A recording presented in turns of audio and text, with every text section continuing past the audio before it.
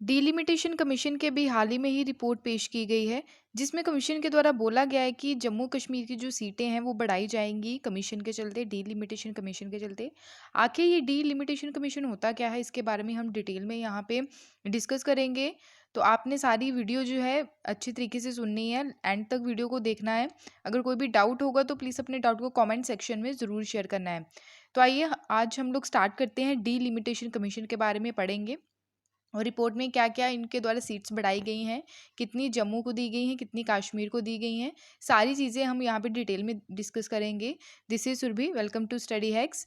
यहाँ पे जो बात की जा रही है डीलिमिटेशन कमीशन की, रिसेंटली ही कमीशन के द्वारा सेटअप किया गया था, सेंट्रल गवर्नमेंट के द्वारा जो कमीशन सेटअप किया गया था, उनके द्वारा अभी कमीशन के द्वारा फाइनल रिपोर्ट सबमिट की गई है for the delimitation of the assembly of the parliamentary constituencies in Jammu and Kashmir.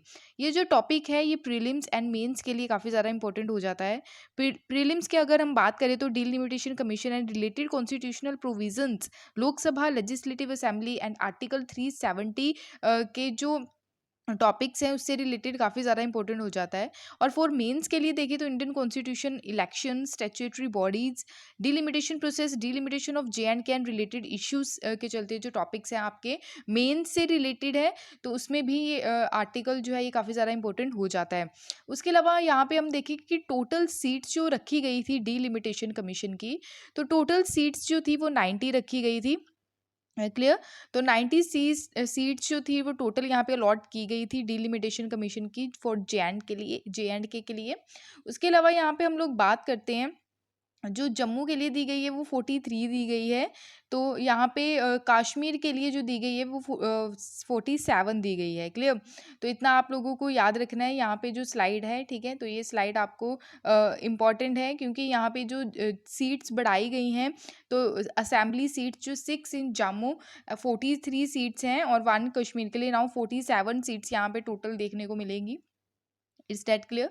उसके अलावा यहाँ पे रिजर्व की गई हैं 9 सीट्स, किसके लिए, शेड्यूल्ड ट्राइब्स के लिए। और ये ऐसा पहली बार देखने को मिला है कि शेड्यूल्ड ट्राइब्स के लिए भी यहाँ पे 9 सीट्स जो हैं वो रिजर्व की गई हैं। कमीशन के द्वारा ये भी रिकमेंड किया गया है प्रोविजंस, यानी कि एटलीस्ट 2 मेंबर्स होने चाहिए जो कश्मीर माइग्रेंट्स, यानी कि जो कश्मीरी हिंदूज़ हैं, तो उनकी जो कम्युनिटी है उनकी भी रिप्रेजेंटेशन होनी चाहिए लेजिस्लेटिव असेंबली में। उसके अलावा यहाँ पे हम बात करें, रिपोर्ट जो है ये पेश की गई कमीशन के द्वारा। यहाँ पे अगर मैं बात करूँ कि डीलिमिटेशन कमीशन जो है उसके हेड कौन है आज के टाइम में, वो retired supreme court justice Ranjan Prakash Desai हैं। उनके साथ यहाँ पे chief election commissioner and J and K chief electoral officer यहाँ पे मेंबर हैं इस डीलिमिटेशन कमीशन के। प्लस यहाँ पे जे एंड के 5 एमपीज जो हैं वो एसोसिएट कर रहे हैं, एसोसिएट मेंबर्स, यानी कि इनकी सहायता के लिए यहाँ पे जो एमपीज हैं वो भी यहाँ पे रिप्रेजेंट कर रहे हैं इस कमीशन के चलते। डीलिमिटेशन कमीशन जो है यहाँ पे काफ़ी ज़्यादा ज़रूरी रहा जम्मू एंड कश्मीर जो रीऑर्गेनाइजेशन एक्ट आया 2019 में, क्योंकि आर्टिकल 370 हटाया गया और नंबर ऑफ सीट्स जो है असेंबली में वो इंक्रीज़ करने की यहाँ पे बात की गई। उससे पहले यहाँ पे जे एंड के जो स्टेट, पहले तो स्टेट था, फिर आर्टिकल 370 हटने के बाद यहाँ पे यूनियन टेरिटरी बना। तो 2 न्यू यहाँ पे यूनियन टेरिटरीज देखने को मिली, एक जे एंड के और प्लस दूसरी कौन सी, लद्दाख। तो टोटल यहाँ पे 111 सीट्स थी, 46 कश्मीर के लिए, 37 जम्मू के लिए, 4 सीट्स जो है लद्दाख के लिए, प्लस 24 सीट्स जो रिजर्व थी पाक ऑक्युपाइड जो कश्मीर था। इसके बाद जो जे एंड के का जो स्पेशल स्टेटस हटा 2019 का, तो डीलिमिटेशन जो है both assembly and parliamentary seats के लिए, तो ये गवर्न की गई कॉन्स्टिट्यूशन के द्वारा। क्लियर। यानी कि इसमें सारी चीज़ें लिखी गई जो इसके हिसाब से, कॉन्स्टिट्यूशन के हिसाब से गवर्न करने की यहाँ पे बात की गई। डीलिमिटेशन कमीशन जो है सेटअप कब किया गया, 6 मार्च 2020 में यहाँ पे सेटअप किया गया। उसके अलावा यहाँ पे हम बात करें कि कंट्रोवर्सी में क्यों है ये, क्योंकि कॉन्स्टिट्यूंसीज बाउंड्रीज जो है, अभी मैं आपको बता दूं कि लास्ट टाइम के डीलिमिटेशन की बात करें तो 1995 के अकॉर्डिंग, 1981 के सेंसस के हिसाब से जो है यहाँ पे जो चीज़ें चल रही थी डीलिमिटेशन कमीशन के चलते हुए कॉन्स्टिट्यूंसीज थी। उसके अलावा यहाँ पे जे एंड के जो है was under president's rule at the time of there was no census is 1991 in J and K. Clear. And 2001 J and K assembly, जो J and K assembly passed law put the delimitation process on hold till 2026। Clear. तो यहाँ पे mention है, clear. तो यहाँ पे challenge की बात करें कि J&K हाई कोर्ट में इसको चैलेंज किया गया था, ठीक है, सुप्रीम कोर्ट के द्वारा भी, क्लियर, यानी कि सुप्रीम कोर्ट में भी इसको चैलेंज किया गया, both upheld the freeze, clear. उसके अलावा डीलिमिटेशन जो रूल है, एज अ रूल बेसिस किसके बेसिस पे रहता है, ये सेंशियस जो रहता है पॉपुलेशन के बेसिस पे रहता है। अगर इसकी मैं बात करूँ डीलिमिटेशन की, तो डीलिमिटेशन जो है इसका मतलब क्या रहता है कि डीलिमिटेशन बाउंड्री फिक्स करता है कॉन्स्टिट्यूंसीज के हिसाब से, इक्वल रिप्रेजेंटेशंस दिखाता है जिसके बेस पे आप काम करते हैं। फेयर डिवीजन आपको देखने को मिलेगा यहाँ पे, वन वोट वन वैल्यू के बारे में यहाँ पे बात की जाती है, क्लियर। तो यही कहलाता है डीलिमिटेशन कमीशन, क्लियर है इतना।